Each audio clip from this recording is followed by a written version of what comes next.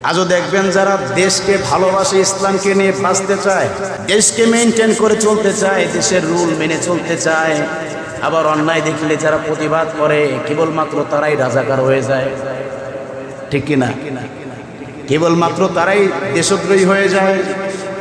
আমাদের কথা মনে আছে, আমরা দেখেছি একটা দুইটা বছর নয়, আল্লামা দেলোয়ার হোসেন সাঈদীকে টানা 13টা বছর পর্যন্ত কারাগারের মধ্যে তিলে তিলে নির্মম করে তাকে হত্যার দিকে ঠেলে দিয়েছে। এটা ক্লিয়ার না? কথা বলেন না, এটা ক্লিয়ার কিনা? স্পষ্ট ক্লিয়ার। কতটুকু জুলুম করলে একজন মানুষের জানাজা যার জন্য নিষিদ্ধ করে দিতে পারে, এটা মানুষ হতে পারে না যারা নিষিদ্ধ করে। কতটুকু জুলুম করতে পারলে, কতটুকু চেপে ধরলে একজন মানুষের নামে তার রুহের মাগফিরাতের জন্য দোয়া করবে একজন মুসলমান, আর একজন মুসলমানের হক, একজন মানুষ মরে যাবে আর একজন মানুষের জন্য, আর একজন মৃত ব্যক্তির নামে আর একজন জীবিত মানুষ দোয়া করবে, এটাই হলো একজন মৃত ব্যক্তির জন্য হক। আর সেই হক আমরা বাস্তবায়ন করতে পারি না একজন আলেমের নামে। শুধু সে সাধারণ কোনো আলেম ছিল না, গোটা জানব্যাপী তার অবদান রেখে গিয়েছে, শত শত অমুসলিমকে মুসলিম বানিয়েছে। কেবলমাত্র তার জানাজা পড়া নিষিদ্ধ হয়ে গেছে, তার নাম ধরে দোয়া করা নিষিদ্ধ হয়ে গেছে। কত বড় কপাল আমাদের পুড়েছিল, কত বড় কপাল আমাদের পুড়েছিল। ভাবা যায়, চিন্তা করা যায়। তাদেরকে বলা হয়েছে রাজাকার, তাদেরকে বলা হয়েছে ইসলামের বিদ্বেষী, তাদেরকে বলা হয়েছে দেশদ্রোহী। তোমরা গেলা কোথায় যারা এই কথাগুলো বলছে না? গেলা কোথায় তোমরা? ইসলামের কথা বলতে গেলে এই কথা বলা যাবে না। আমরা দেখি নাই এই টানা 10টা বছরের ভিতর দেখছি, যখনই কোনো মাহফিলের ভিতরে, যখনই কোনো দেশের পক্ষ নিয়ে বা বাতিলের বিপক্ষে কোনো আলেম কথা বলেছে, সাথে সাথে আসাসা মুখের মতো দাড়ি নাই, এলেমের কোনো শিক্ষা নাই, এই ব্যক্তি সেই কথাগুলো ডিসপুট দিয়েছে, বলেছে হুজুর আপনি কোরআনের কথা বলেন, এসব কথা আপনার বলার দরকার নেই। কেন? গাজলে গা তো জ্বলে তখন যখন সে অন্যায়ের ভিতরে থাকে। এই অসন্তময় পৃথিবীর অসন্তময় পরিবেশ থেকে মুক্ত করে পাপ পঙ্কিলতায় ভরপুর অন্ধকার আচ্ছন্নের ঘোর আধার থেকে, অমানিসা থেকে, দুলুমা থেকে রহমতের হাত ছানি দিয়ে মহান আল্লাহ সুবহানাহু ওয়া তাআলা তার ঘর বাইতুল্লাহ আসার এবং বসার তৌফিক দান করলেন। এই জন্য তারই শেখানো ভাষায় দিল খুলে শুকরিয়া তান স্বরূপ আদায় করছি। সকলেই জবান ছেড়ে একযোগে পড়ছি আলহামদুলিল্লাহ। আর জোরে পড়েন আলহামদুলিল্লাহ। রব্বানা লাকাল হামদ হামদান কাসীরান طيبا مباركا فيه ربنا لك الحمد كما ينبغي لجلال وجهك وعظيم سلطانك। আল্লাহ পাক আমাদের প্রশংসাকে কবুল করুক, পড়ি আমিন। আল্লাহ রাব্বুল আলামিন জুমার দিনকে কেন্দ্র করে অত্র এলাকা সহ পার্শ্ববর্তী এলাকার সকল কবরবাসীর কবরে আযাবগুলো যেন মাফ করে দেয়, পড়ি আমিন। আল্লাহ রাব্বুল আলামিন জুমার দিনকে কেন্দ্র করে আমাদের দেশব্যাপী যত ছাত্র ভাইয়েরা এবং আলেম ওলামারা, সাধারণ মানুষ যারাই শহীদ হয়েছেন, আল্লাহ তাআলা সকলের জীবনের গুনাহগুলি মাফ করে দিয়ে জান্নাতের সুউচ্চ মাকাম যেন দান করে, পড়ি আমিন। সম্মানিত সুধী, আমরা আজকে আলোচনা করব আল কোরআন আল কারীমের 30 নম্বর পারা শেষের দিকে সূরাতুন নাসর থেকে আলোচনা করব। এটা হলো আল কোরআন আল কারীমের 110 নম্বর সূরা। খুব ছোট্ট একটা সূরা, এর মধ্যে 3টা আয়াত আছে, একটা রুকু আছে। এই সূরাটা নাজিল হয়েছে মক্কা যুগে, মাদিনা যুগে। আল্লাহ রাব্বুল আলামিন এই সূরার মধ্যে 3টা কর্মসূচি দিয়েছে। আমরা সেই কর্মসূচিগুলো ইনশাআল্লাহ পালন করার চেষ্টা করব, পড়ি ইনশাআল্লাহ। জোরে পড়েন ইনশাআল্লাহ। তাহলে আমরা আলোচনায় যাওয়ার আগেই আমরা সূরাটা তেলাওয়াত করে নিই। যারা পারেন আমার সাথে মুখ মিলিয়ে পড়েন। আউযু বিল্লাহি মিনাশ শাইতানির রাজীম। বিসমিল্লাহির রাহমানির রহিম। ইযা জাআ نصر الله والفتح ورأيت الناس يدخلون في دين الله أفواجا فسبح بحمد ربك واستغفر إنه كان توابا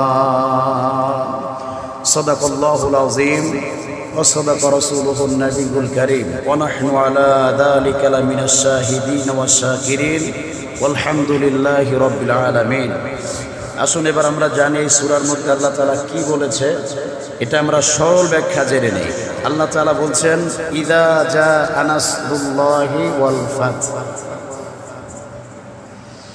আল্লাহ রাব্বুল আলামিন বলছেন ইযা জাআ নাসরুল্লাহি ওয়াল ফাত আমি আল্লাহ রাব্বুল আলামিনের পক্ষ থেকে তোমাদের উপরে যে যখন সাহায্য যাবে যখন তোমাদের উপরে বিজয় যাবে ইযা জাআ নাসরুল্লাহি ওয়াল ফাত আমার পক্ষ থেকে তোমাদের উপর যখন সাহায্য যাবে যখন বিজয় যাবে তখন তোমাদের তিনটা কর্মসূচি আছে আর যখনই তোমাদের উপরে বিজয় যাবে ওয়ারাইতান নাসা ইয়াদখুলুনা এবং এই বিজয় দেখে দলে দলে মানুষ তোমাদের ধর্মের দিকে ঢুকতে থাকবে দলের দিকে আসতে থাকবে ওয়ারাইতান নাসা ইয়াদখুলুনা ফি দীনিল্লাহি আফওয়াজা এভাবে করে তোমাদের ভিতরে আস্তে আস্তে দলে দলে তোমাদের ভিতরে লোক ঢুকে যাবে তাদের ওই ধর্ম ওই দল ছেড়ে দিয়ে তোমাদের দিকে চলে আসবে কারণ তোমরা বিজয় পেয়েছো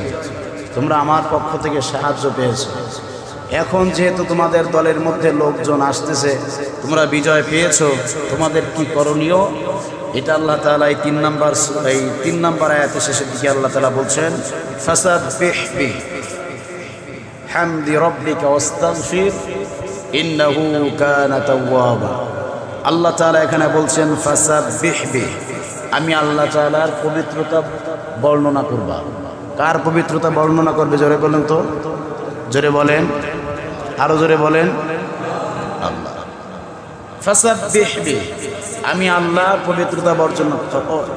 আল্লাহর পবিত্রতা অর্জন করো এবং বর্ণনা করো ফাসাব্বিহ বিহামদি রাব্বিক আর আমি রবের উপরে তোমরা হামদ পাঠ করো শুকরিয়া আদায় করো আমি রবে যে আমি আল্লাহ তাআলা তোমাকে এমন বিজয় দান করেছি সুবহানাল্লাহি বিহামদিহি ইন্নাহু কানা তাওয়াবা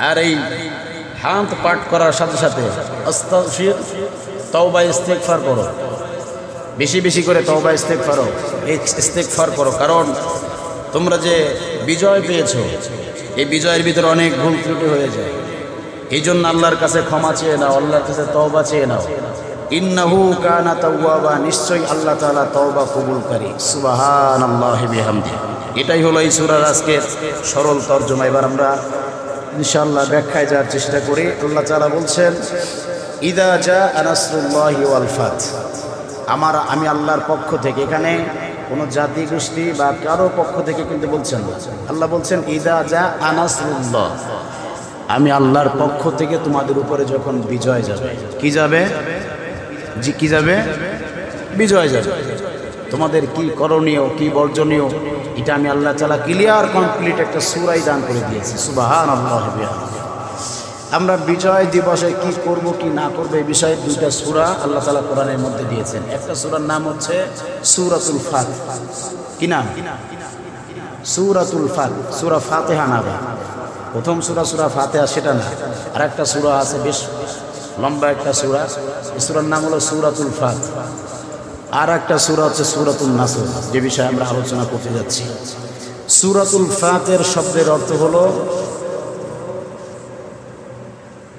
আল্লাহ তাআলা এই ফাতের শব্দের অর্থ দিয়েছেন বিজয় কি দিয়েছেন জোরে বলেন বিজয় আর সূরাতুন নাসর নাসর শব্দের আবিধানিক অর্থ হলো মুক্তি সাহায্য এখন আমরা যদি কোনো জিহাদে যুদ্ধে কোনো সংগ্রামে যদি আমরা মুক্তি পাই যদি আমরা সাকসেস হই কি করণীয় এই ব্যাপারে আল্লাহ তাআলা সূরা নাসর নাযিল করেছেন আর যখন তোমরা বিজয় হয়ে যাবা, এখানে তোমাদের কি করণীয় সে ব্যাপারে আল্লাহ তাআলা সূরাতুল ফাত নাজিল করেছেন। ফাত শব্দের অর্থ হলো যেহেতু বিজয়, এখন বিজয় তো প্রত্যেকটা মানুষের জীবনে আসবে কম আর বেশি। যেমন আমাদের জীবনে এখন বিজয় আছে না নাই?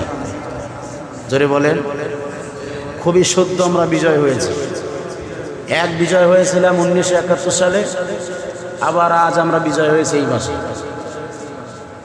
এই বিজয় হওয়ার কারণে আমাদের কি করণীয়? সাহাবায়ে কেরাম রাদিয়াল্লাহু তাআলা আজমাইন তারা জিহাদ থেকে যখন বিজয় হয়ে আসতেন তখন তারা কি করত? নবীজি সাল্লাল্লাহু আলাইহি সাল্লাম কি করেছে? আমরা মুসলমান হিসাবে আমরা ওই নবীর কথা এবং সাহাবীদেরকে অনুসরণ করে আমরা আমাদের জীবন চালাবো, আমাদের বিধানটাকে আমরা সেভাবে এগিয়ে নিয়ে যাবো ইনশাআল্লাহ বলেন। নবীজি সাল্লাল্লাহু আলাইহি সাল্লাম তিনি দেশে থাকতে পারেননি, তার জন্মভূমিতে তিনি থাকতে পারেনি। তাকে বয়কট করা হয়েছে, এমনভাবে বয়কট করা হয়েছে তাকে দোকান প্রাসাদে বাজার ঘাটে যাওয়া নিষিদ্ধ করে দিয়েছে কাফের বেঈমান। এমনকি এরিয়ার বাহিরেও যাইতে পারবা না, তাকে খাদ্য দেওয়া বন্ধ করে দিয়েছে। এমনি করে নবীজি সাল্লাল্লাহু আলাইহি সাল্লামকে 1-2 বছর না 3-3টা বছর পর্যন্ত তাকে সমাজ থেকে বয়কট করেছে। শুধু নবীজিকে না, নবীজির যারা অনুকরণ করবে এদের সহ সবাইকে বয়কট করে রেখেছে, মানে জিম্মায় করে রেখেছে। আল্লাহর নবী সাল্লাল্লাহু আলাইহি সাল্লাম এই কষ্টের যন্ত্রণা সহ্য করতে গিয়ে তিনি গাছের পাতা পর্যন্ত খেয়েছেন, গাছের পাতা পর্যন্ত তিনি ভক্ষণ করেছেন। এত কষ্ট নবীজির জন্মভূমির মানুষ দিয়েছে নবীজিকে। এটাই স্বাভাবিক। দেশের মধ্যে মানুষ অরাজকতার সৃষ্টি করবে, ফাতনা সৃষ্টি করবে, অবশেষে দেখতে যাবে যারাই হকের পথে থাকতে যায়, যারাই ভালোভাবে চলতে চায়, যারাই সুন্দর শৃঙ্খলা মেনে চলতে চায়, কেবলমাত্র জেল, জুলুম, জরিমানা, হত্যা, মামলা, খুন, খারাপি সব কিছু এই ভালো মানুষের পরে পড়েছে। এগুলি আমাদের কাছে সূর্যের মতো ক্লিয়ার, ঠিক কিনা? সূর্যের মতো ক্লিয়ার। আমরা নবীজির সেই জামানাগুলি দেখেনি যে কাফেররা কি পরিমাণ ইমানদারদেরকে জুলুম করেছে। 71 সালের সেই যুদ্ধের আগে আমরা সেগুলো উপলব্ধ করতে পারি না, যেহেতু আমাদের সে বয়স হয় নাই। আমরা জানি না যে সেই সময় বাইরের রাষ্ট্রের মানুষরা আমাদের বাঙালিদের উপরে কি নির্মম জুলুম চালিয়েছে, এগুলো আমরা দেখতে পারি না, মানে আমাদের হায়াতে আমরা পাই না। কিন্তু আমরা দেখেছি 15টা বছর পর্যন্ত আমরা দেখেছি যে আমাদের পরে কি নির্যাতন চালিয়েছে। এটা আমরা সূর্যের মতো এখন আমাদের কাছে ক্লিয়ার। কতটা জুলুম করেছো বিধায় আজকে দেশ ছেড়ে পালাতে বাধ্য হয়েছে, ঠিক কিনা? আমার নবীজি কিন্তু দেশ ছাড়তে বাধ্য হয় নাই, আমার নবীজিকে বের করে দিয়েছে। নবীজি সাল্লাল্লাহু আলাইহি সাল্লাম কষ্ট নিয়ে যখন তিনি মক্কা ছেড়ে চলে যাচ্ছেন মদিনায়, তিনি কেঁদেছেন আর বলেছেন যে মক্কা আমি চলে যাচ্ছি, কিন্তু তোমার মায়া আমার বুকের ভিতরে আজও পর্যন্ত আছে, কিয়ামত পর্যন্ত থাকবে। সুবহানাল্লাহি বিহামদিহি। আল্লাহর ঘর বাইতুল্লাহকে দেখে অজর নয়নে নবীজি সাল্লাল্লাহু আলাইহি সাল্লাম কেঁদেছে যে ভূমিতে আমার জন্ম হয়েছে কাফেররা আমাকে সেই ভূমিতে থাকতে দিল না, দেশের দুশ্মনেরা সেই ভূমিতে আমাকে থাকতে দেয় নাই। অপরাধ ছিল হলো আমি ন্যায়ের পথে ছিলাম আর তারা অন্যায়ের পথে ছিল।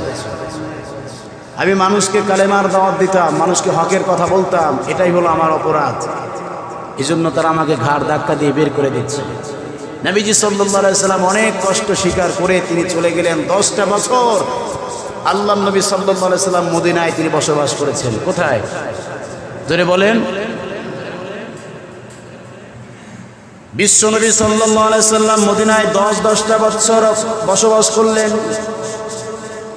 আল্লাহর নবী সাল্লাল্লাহু আলাইহি সাল্লাম এই 10টা বছর মদিনায় বসবাস করেছেন, কিন্তু তার হৃদয়ের মধ্যে সবসময় মক্কা মক্কা বলে কেঁদেছে। যখন নবীজি সাল্লাল্লাহু আলাইহি সাল্লাম মক্কা থাকাকালীন অবস্থায় মক্কার বাইরে সফরে যেতেন, তখন মক্কা থেকে যখন বের হতেন মক্কার দিকে তাকায় আওয়াজও নয়নে কাঁদতেন। নবীজি সাল্লাল্লাহু আলাইহি সাল্লাম মক্কাতে যখন আবার ফিরে আসতেন, উহুদ পাহাড়ের যখন তাদেরকে দেখতেন, উহুদ পাহাড় দেখে তখন মক্কা নগরীর উহুদ পাহাড় দেখে নবীজি সাল্লাল্লাহু আলাইহি সাল্লামের চোখের পানি পড়তেন আর মুস্কি হাসতেন। সাহাবায়ে কেরাম আরজ করলেন, ইয়া রাসূলুল্লাহ, ইয়া হাবিবাল্লাহ, গোটা সফরের মধ্যে আপনাকে আমরা লক্ষ্য করেছি, আপনি কখনো হাসেন নাই, ভালো মতো কথা বলতে পারেন নাই, আপনি জিহাদ ঠিক মতো করতে পারেন নাই, কেমন যেন আপনার মুখের মধ্যে মলিন হয়েছিল। তবে এখন যখন আমরা মক্কার মধ্যে ঢুকেছি, দেখতে পেরেছি যে আপনার মুখের মধ্যে একটা সুন্দর হাসি ফুটে উঠেছে। নবীজি জানতে চায় এই হাসিটা কিসের জন্য ফুটেছে। আল্লাহ নবী সাল্লাল্লাহু আলাইহি সাল্লাম বলেন, ও সাহাবীরা শোনো, যখন আমি মক্কার উহুদ পাহাড় দেখতে পারি তখন আমার কলিজাটা শীতল হয়ে যায়, যেন আমি মনে করি যে আমার জন্মভূমিতে আমি চলে এসেছি, আমি আমার জন্মভূমিতে চলে এসেছি, কেউ আমার পরে আঘাত করতে পারবে না। আমার জন্মভূমিকে আমি এত ভালোবাসি, উহুদ আমাদেরকে ভালোবাসে, আমরা উহুদকে ভালোবাসি। নবীজি সাল্লাল্লাহু আলাইহি সাল্লাম মাটিকে এত ভালোবাসতেন, দেশের মাটি, সেই মাটিতে আল্লাহ নবী সাল্লাল্লাহু আলাইহি সাল্লাম 10টা বছর পর্যন্ত থাকতে পারেন নাই। আজও দেখবেন যারা দেশকে ভালোবাসে, ইসলামকে নিয়ে বাঁচতে চায়, দেশকে মেনটেন করে চলতে চায়, দেশের রুল মেনে চলতে চায়, আবার অন্যায় দেখলে যারা প্রতিবাদ করে কেবলমাত্র তারাই রাজাকার হয়ে যায়, ঠিক কিনা? কেবলমাত্র তারাই দেশদ্রোহী হয়ে যায়। আমাদের কথা মনে আছে, আমরা দেখেছি 1টা 2টা বছর নয়, আল্লামা দেলোয়ার হোসেন সাঈদীকে টানা 13টা বছর পর্যন্ত কারাগারের মধ্যে তিলে তিলে নির্মম করে তাকে হত্যার দিকে ঠেলে দিয়েছে। এটা ক্লিয়ার না? কথা বলেন না, এটা ক্লিয়ার কিনা? স্পষ্ট ক্লিয়ার। কতটুকুন জুলুম করলে একজন মানুষের জানাজা যার জন্য নিষিদ্ধ করে দিতে পারে, এটা মানুষ হতে পারে না যারা নিষিদ্ধ করে। কতটুকুন জুলুম করতে পারলে, কতটুকুন চেপে ধরলে একজন মানুষের নামে তার রুহের মাগফিরাতের জন্য দোয়া করবে একজন মুসলমান, আর একজন মুসলমানের হক, একজন মানুষ মরে যাবে আর একজন মানুষের জন্য, আর একজন মৃত ব্যক্তির নামে আর একজন জীবিত মানুষ দোয়া করবে, এটাই হলো একজন মৃত ব্যক্তির জন্য হক। আর সেই হক আমরা বাস্তবায়ন করতে পারি না একজন আলেমের নামে। শুধু সে সাধারণ কোনো আলেম ছিল না, গোটা জানব্যাপী তার অবদান রেখে গিয়েছে, শত শত অমুসলিমকে মুসলিম বানিয়েছে, কেবলমাত্র তার জানাজা পড়া নিষিদ্ধ হয়ে গেছে, তার নাম ধরে দোয়া করা নিষিদ্ধ হয়ে গেছে। কত বড় কপাল আমাদের পুড়েছিল, কত বড় কপাল আমাদের পুড়েছিল, ভাবা যায়, চিন্তা করা যায়। তাদেরকে বলা হয়েছে রাজাকার, তাদেরকে বলা হয়েছে ইসলামের বিদ্বেষী, তাদেরকে বলা হয়েছে দেশদ্রোহী। তোমরা গেলা কোথায় যারা এই কথাগুলো বলছে না? গেলা কোথায় তোমরা? ইসলামের কথা বলতে গেলে এই কথা বলা যাবে না। আমরা দেখি নাই এই টানা 10টা বছরের ভিতর দেখছি, যখনই কোনো মাহফিলের ভিতরে, যখনই কোনো দেশের পক্ষ নিয়ে বা বাতিলের বিপক্ষে কোনো আলেম কথা বলেছে, সাথে সাথে আসাসা মুখের মতো দাড়ি নাই, এলেমের কোনো শিক্ষা নাই, এই ব্যক্তি সেই কথাগুলো ডিসপুট দিয়েছে, বলেছে হুজুর আপনি কোরআনের কথা বলেন, এসব কথা আপনার বলার দরকার নেই। কেন? গাজলে গা তো জ্বলে তখন যখন সে অন্যায়ের ভিতরে থাকে।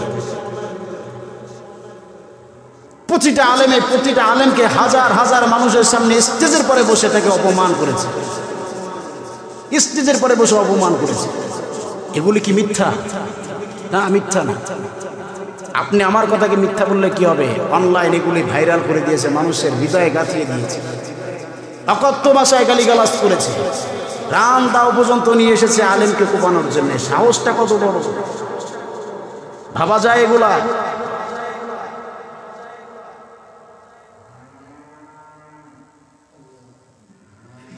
নবীজি সাল্লাল্লাহু আলাইহি সাল্লাম বলেছেন, মানুষের পতন যখন আসে, মানুষ যখন অস্থিরতা বিরাজ করবে, এর একটা কারণ হলো মাজলুম মানুষের বদদোয়া যখন আমার আল্লাহর কাছে চলে যায়, তখন সে যত বড় ক্ষমতা পাক না কেন, যত বড়ই অবস্থান করুক না কেন, সেই ক্ষমতা দুনিয়ার কোনো মানুষ টানতে না পারলে আল্লাহ তাআলা মাজলুমের দোয়ার বিনিময়ে সেই ক্ষমতার আসন চূর্ণ বিচূর্ণ করে দেয়, চূর্ণ বিচূর্ণ করে দেবে। সহিহ হাদিস বুখারী শরীফের মধ্যে আছে। আল্লাহ নবী সাল্লাল্লাহু আলাইহি সাল্লাম বলেছেন, মাজলুম দোয়া করবে, এই দোয়ার জন্য আল্লাহর দরবারে কোনো পর্দা নাই। আল্লাহু আকবার বলেন, কোনো পর্দা নাই। মাজলুম মানুষ কারো কাছে বিচার দেবে না, একমাত্র আমি আল্লাহর কাছে বিচার দেবে। 2 ফোঁটা চোখের পানি ছেড়ে ব্যাস, এই দোয়ার 2 ফোঁটা চোখের পানি অন্যায় কোনো কারোর সাথে বিশ্বাসঘাতকতা করতে পারে না। মানুষ মানুষের সাথে বিশ্বাসঘাতকতা করবে, কিন্তু এই দুফোঁটা চোখের পানি আর বদদোয়া এগুলা কোনো মানুষের সাথে কোনো বেঈমানি করতে পারে না, স্বয়ং আল্লাহর কাছে এমনিতেই ট্রান্সফার করে দেয়। সুবহানাল্লাহি বিহামদিহি। আর আল্লাহ বলেছেন সবর ধরো, ধৈর্য ধরো, এমন একটা সময় আসবে বাতিলকে আমি এমন ঘুরাবো, নাকানি সুবানি খাওয়াবো, বলানোর জন্য গোটা দেশ কেন বিদেশের মাটিতেও তার জায়গা হবে না, বিদেশের মাটিতেও জায়গা হবে। শুধু সবর করো। আল্লাহ কেবলমাত্র সবরকারীদেরকে খুব ভালোবাসে, পছন্দ করে, অনেক ভালোবাসে। কতটা ভালোবাসে এটা বলে বোঝানোর মতো যোগ্যতা বা জ্ঞান গরিমা আমার ভিতরে এখন নেই। আল্লাহ নবী সাল্লাল্লাহু আলাইহি সাল্লামকে তিলে তিলে তারা কষ্ট দিয়েছে। কেমন তিনি একজন রাষ্ট্রনায়ক ছিল বলবো আপনাদেরকে, বলবো। নবীজি সাল্লাল্লাহু আলাইহি সাল্লাম গনিমতের মাল বন্টন করছিলেন। নবীজি সাল্লাল্লাহু আলাইহি সাল্লাম গনিমতের মাল বন্টন করতেছিলেন। ফজরের নামাজ পড়েই যায়, নামাজের পরে বসে এইরকম একটা স্থানে বসে গনিমতের মাল বন্টন করছেন। ওঠার সময় হয় নাই, প্রত্যেকটা মানুষকে ডেকে এনে রাষ্ট্রীয় মালগুলো দিয়ে দিচ্ছেন। এটা হলো জনসাধারণের হক, মানুষ খাবে, মানুষ পাবে, মানুষের এটা হক। দায়িত্ব হলো নেতা যে হবে এটা তার বাড়িতে বাড়িতে পৌঁছায় দেবে, যেটা ওমর রাদিয়াল্লাহু তাআলা পালন করেছে। হযরত ওমর রাদিয়াল্লাহু তাআলা বলেছেন আমি তো রাষ্ট্রের নায়ক হয়েছি, আমি তো রাষ্ট্রের প্রধান হয়েছি। যদি ফুরাত নদীর কিনারায় কোনো কুকুর যদি ক্ষুধার্ত হয়ে মারা যায়, আমি ওমরকে কাল কিয়ামতের ময়দানে আমি ওমরকে কাঠ গড়ায় দাঁড়ায় আমার আল্লাহ আমার কাছ থেকে জবাব চাইবে। আমি কেমনে দেবো সেই জবাব? কেমনে দেবো সেই জবাব? এই ওমর রাদিয়াল্লাহু তাআলা রাতের আধারে আটার বস্তা ঘাড়ে করে নিয়ে যারা অনাহারে দিন কাটিয়েছে তাদের বাড়ির ভিতরে দিয়ে এসেছে। এই কথাগুলো একেবারে সোনালী অক্ষরে আজও অবধি লেখা রয়েছে, আজও অবধি লেখা রয়েছে। তাদের জীবনকে উদ্ভাবন করে যদি কোনো নেতা হতে চাও, এদের জীবনগুলো বাস্তবায়ন করো, এদের জীবনগুলো ফলো করো। কোনো চোর ছেঁচড়া জীবন ফলো করে নায়ক হলে সে নায়ক বেশি দিন টিকতে পারে না, ঠিক কি না? সে নায়ক বেশি দিন টিকতে পারে না, ছিটকে পড়ে যাবে আল্লাহর একটু ফুটে। আল্লাহ তো এর জন্য বলেছে সূরা বুরুজের ভিতরে ইন্না বাতুশা রাব্বিকা লাশাদীদ, আমি আল্লাহর ধরা বড় মারাত্মক ধরা, কুল পাবা না, পলায়া কুল পাবা না। ইন্না বাতুশা রাব্বিকা লাশাদীদ।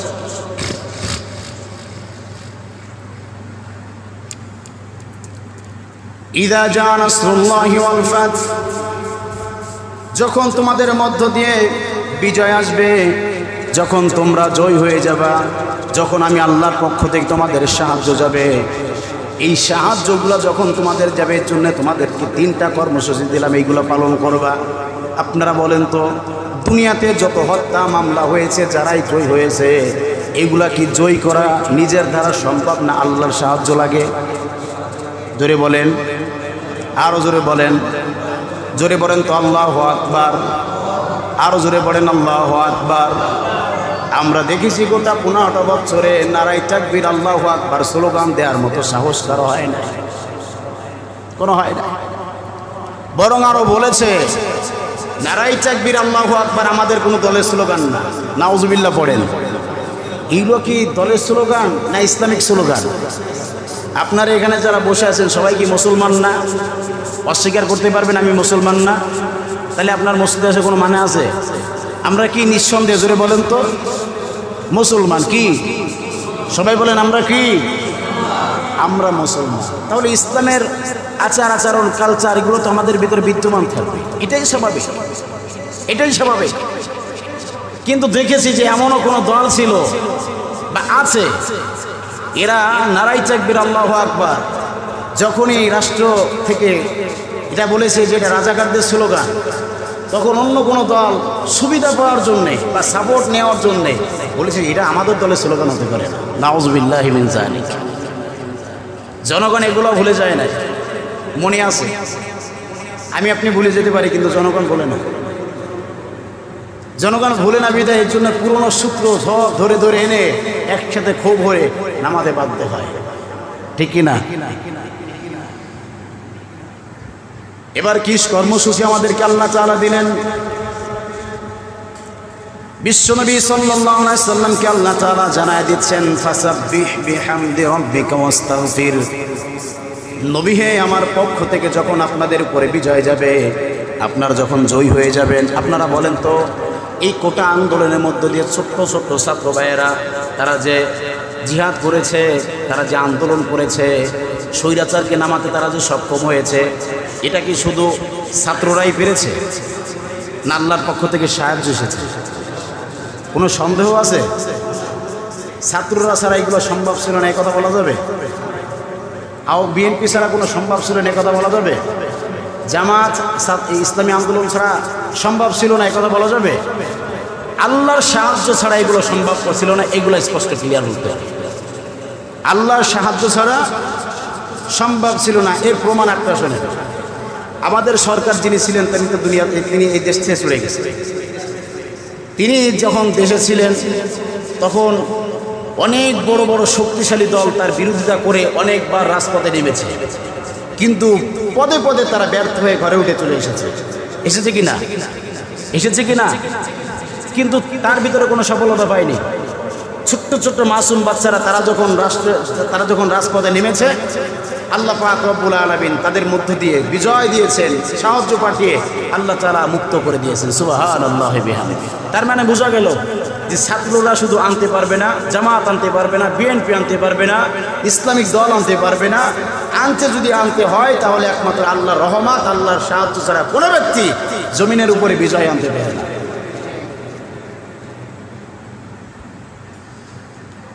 নবীজিকে বললেন যে এবার দলে দলে তো মানুষ তোমাদের দলের মধ্যে ঢুকবে, ইসলামের মধ্যে ঢুকবে, তোমরা যে দল নিয়েছিলে দলের মধ্যে ঢুকবে, কারণ সেই দল তারা ছেড়ে দিয়েছে, যেই দল হেরে গিয়েছে।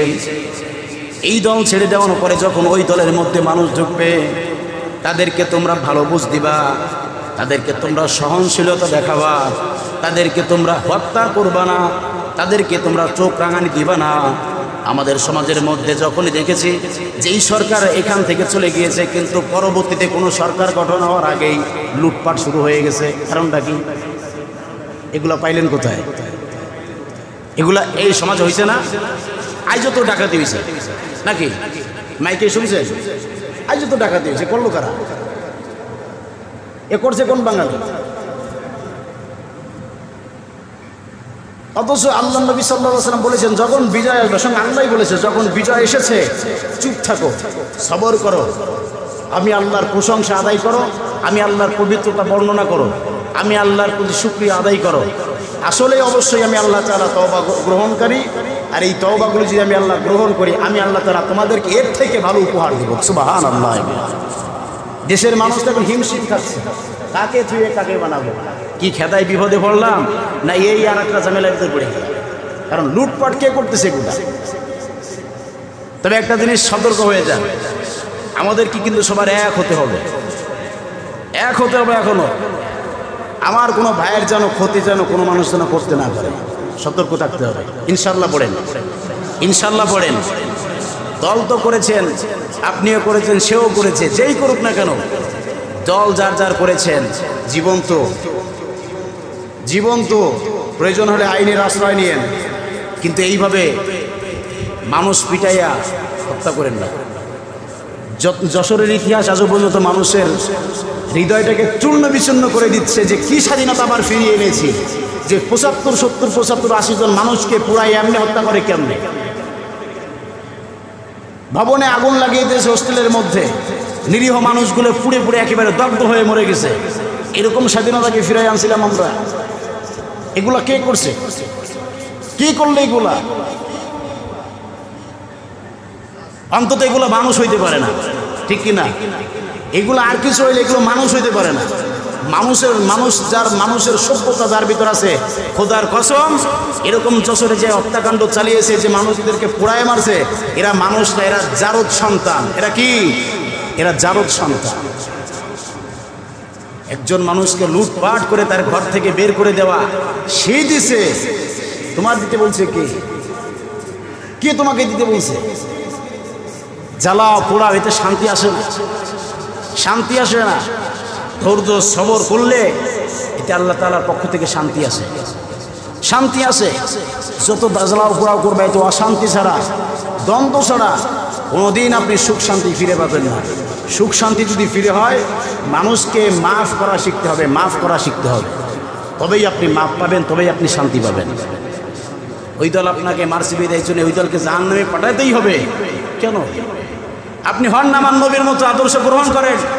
আমার নবীকে 13টা বছর পর্যন্ত তখন বয়কট করেছে, তার জন্মভূমি থেকে বাইরে চলে গেছে।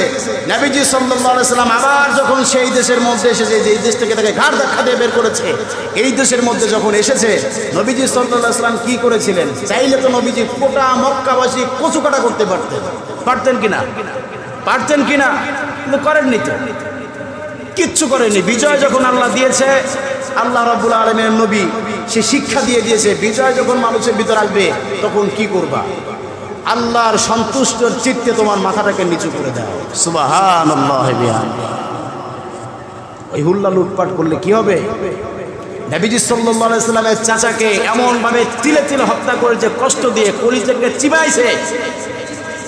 এগুলো নবীজি সাল্লাল্লাহু আলাইহি সাল্লাম দেখে অজর নয়নে কেঁদেছেন। মনোমালিন্যতা একেবারেই তার ধুয়ে মুছে গেছে, তার ভিতরে ভিতরে আগুন চলতেছে।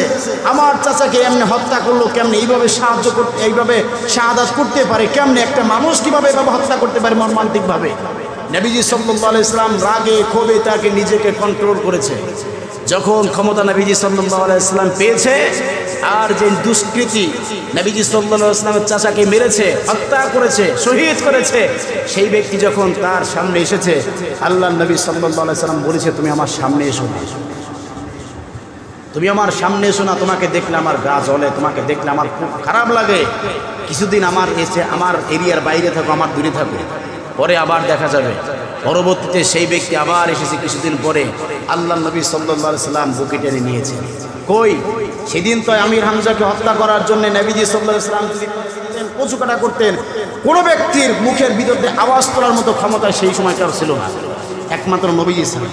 নবীজি তো করেনি এগুলা, কিন্তু আপনারা কেন করতেছেন এগুলা?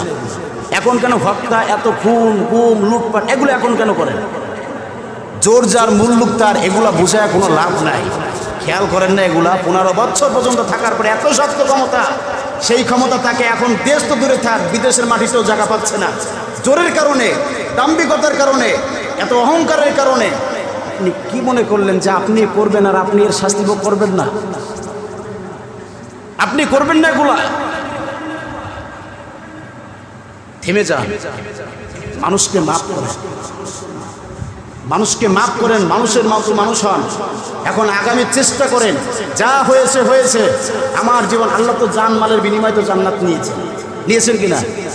আপনি রক্ত দিয়েছেন, এই হিসাব আপনাকে দুনিয়া যদি নাও দেয়, আপনি তো মাহরুম হবেন না কিয়ামতের ময়দানে। আল্লাহ তাআলা আপনাকে নিজ হাতে হিসাব দেবেন, আপনার সমস্ত কড়াই গন্ডায় দিয়ে দেবে।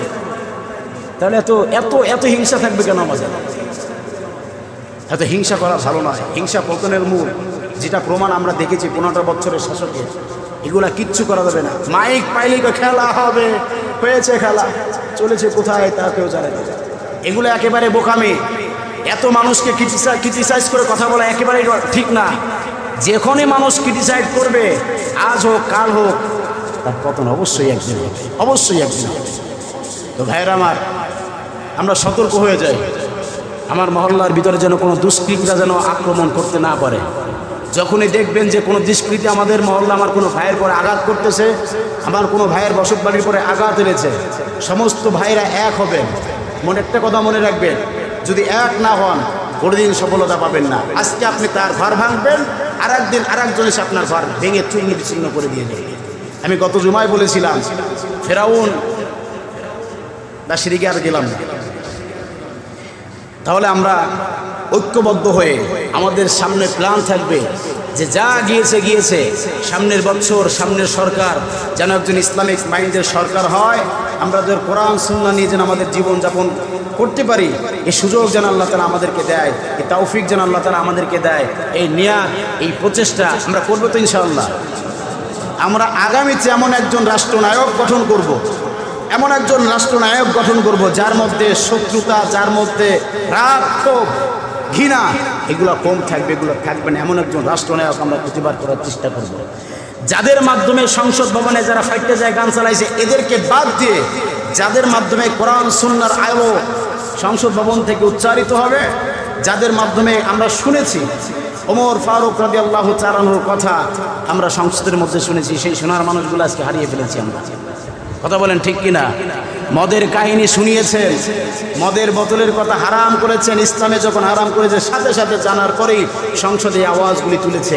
যখনই ব্যক্তিরা আওয়াজ তুলেছে তখন তারা রাজাকার হয়ে গেল। কেন?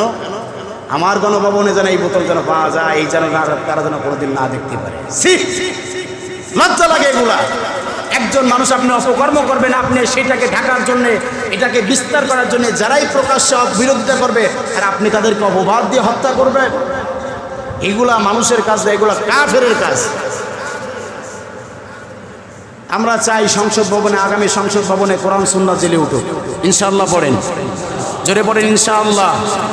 এমন একজন মানুষ আসবেন, এমন একজন রাষ্ট্রনায়ক আসবে, যে রাষ্ট্রনায়কের কারণে আমরা আমাদের সরকারের পক্ষ থেকে যে জিনিসটা বাজেট হবে, আমার আর মানুষের দুয়ারে যাওয়া লাগবে না, সেই কর্মীগুলো আমার দুয়ারে এসে দিয়ে যাবে। এমন একটা রাষ্ট্র চাই, এমন একটা দল চাই। আইসে সব নিজের খেলা করবে এমন কোনো দল যেন চোর বাটপার জন্য আমরা যেন নির্বাচন না করি। ঠিক আছে তো ইনশাআল্লাহ? আর মত রাখতে হবে, খেয়াল রাখতে হবে, আমরা সবাই একতাবদ্ধ থাকবো। আজ আপনার ফর্ম ভালো, কালকে আপনার ফর্ম খারাপ হতে কতক্ষণ আছে?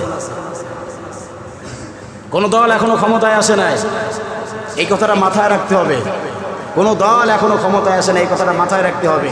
আপনি যে দলের বাহাদুরি করে আপনি যে এত তাফালিং করতেছেন, বাতাস ঘুরে গেলে কিন্তু সব শেষ, পানি একেবারেই ঠান্ডা হয়ে যাবে। আল্লাহ তাআলা আমাদেরকে সহি বুঝ দান করুক, পড়ি আমিন। জোরে পড়েন আমিন। আমরা এই তিনটা কর্মসূচির মধ্য দিয়ে একটা হলো আমরা আল্লাহ তাআলার পবিত্রতা ঘোষণা করব। 2 নাম্বার হলো আমরা আল্লাহ তাআলার শুকরিয়া আদায় করব, আলহামদুলিল্লাহ বলেন আলহামদুলিল্লাহ। এরপর তওবা ইস্তিগফার করব, কারণ অনেক ভাইয়েরা যারা আন্দোলনে শরীক হয়েছে হয়তো অনেক ভুল ত্রুটি তাদের হয়েছে, স্বাভাবিক হবেই। এত মারামারি, হত্যা, খুন খারাপের মধ্য দিয়ে ভুল হয়ে যেতে পারে, এটা স্বাভাবিক। জিহাদের ময়দানে ভুল হবে, যুদ্ধের ময়দানে ভুল হবে, আন্দোলনের মধ্য দিয়ে ভুল হবে। এই যে ভুলগুলো হয়েছে তারা তো তওবা তিল্লা করতে পারে নাই, হয়তো গুলির আঘাতের সাথে সাথে মারা গেছে। এদের জন্যে আমরা ইস্তিগফার করবো, আস্তাগফিরুল্লাহ পড়বো, আল্লাহর কাছে তওবা করবো। আল্লাহ, যে সমস্ত ভাইয়েরা আমাদের আন্দোলন করে তারা শহীদ হয়েছে, আল্লাহ তাআলা তুমি তাদেরকে বিনা হিসাবে জান্নাতুল ফিরদাউস দান করে দাও। জোরে পড়েন আমিন। আর যারা গাজী হয়ে ফিরিয়ে এসেছে, আল্লাহ তাআলা তাকে নেক হায়াতে তয়্যিবা দান করুক। যারা আহত হয়েছে, আল্লাহ তাআলা তাদেরকে শেফা দান করে দিক, পড়েন আমিন। যারা ক্ষতিগ্রস্ত হয়েছে, সরকারের মধ্য দিয়ে যেন তারা ভালো কোনো ফ্যাসিলিটি পায়, এ দোয়া আমরা করবো, সেই চেষ্টা ফিকির ইনশাআল্লাহ করবো। আমরা একসাথে এক হয়ে আগামীতে একজন ইসলামিক মাইন্ডের একজন সরকার যেন আমরা গঠিত করতে পারি, আমরা সে আন্দোলনে কাজ করে যাব। কোনো চোর, বাটপার, খুন খারাপি, শত্রু, এগুলো আমরা আর চাই না, এগুলো আমরা আর চাই না। ছাত্রদের স্পষ্ট ঘোষণা যে 15 দিন লেগেছে 15 বছর শাসককে হটাতে, আর কোনো শাসক যদি এসে আবার জুলুম শুরু করে 15 মিনিট সময় লাগবে না, তাদেরকে আমরা হটাই ছাড়বো, তাদেরকে আমরা হটাই ছাড়বো। সুতরাং দাম্ভিকতা আর দেখানো যাবে না। ফিরে আসেন মুসলমান হিসেবে আল্লাহর দিকে। কার দিকে? আল্লাহর দিকে। আমরা চাই কোরআনটাকে আবার সংসদের ভিতরে ফুটে উঠুক, আবার ফুটে উঠুক। এটা চান কি চান না? কে চান? দুটি হাত দেখি। কে চান? দুইটা হাত দেখি, দুইটা হাত দেখি। কে চান যে সংসদে কোরআনগুলো হবে? কে চান? নারায়ে তাকবীর, নারায়ে তাকবীর, নারায়ে তাকবীর। আল কোরআনের আলো সংসদে জ্বালো, নারায়ে তাকবীর। আল্লাহ তাআলা কোরআন বিধান মেনে চলার তৌফিক দিক। সংসদ এখন উন্মুক্ত, আমরা চাই এরকম কিছু মানুষ সংসদে ঢুকুক, চাই কি না? আল্লাহ তাআলা আমাদেরকে আমল করার তৌফিক দিক, আমিন। ওয়া আখিরু দাওয়ানা আলহামদুলিল্লাহি রাব্বিল আলামিন। যেটা উপরের মহল থেকে আপনার এই দল হোক সেই দল হোক সবাই বলছেন, যখনই মহল্লার মধ্যে কোনো দুষ্কৃতি আসবে আপনারা সাথে সাথে একতা হবেন। আর এই মসজিদে অন্তত দরকার হলে মসজিদে মাইকে আপনারা মাইকিং করবেন যে আপনারা এখন, কারণ এখন তো একটা সময় এসেছে লুটপাট করার জন্যে। এদিকে আপনারা চোখ কান খোলা রাখবেন, আর আমার কোনো ভাইয়ের যেন ক্ষতি না হয়। যারা অন্যায় করেছে মাফ করে দেওয়ার চেষ্টা করেন, তাদেরকে মাফ করে দেন। ঠিক আছে তো ইনশাআল্লাহ? রাগ ক্ষোভ দেখায়েন না, রাগ ক্ষোভ দেখায় কোনো ফায়দা হয় না, কোনো জিততে পারবেন না। হয়তো এখন আপনি মনে শান্তি পাবেন, কিন্তু এতে আপনার কিচ্ছু হবে না। ঠিক আছে তো ইনশাআল্লাহ?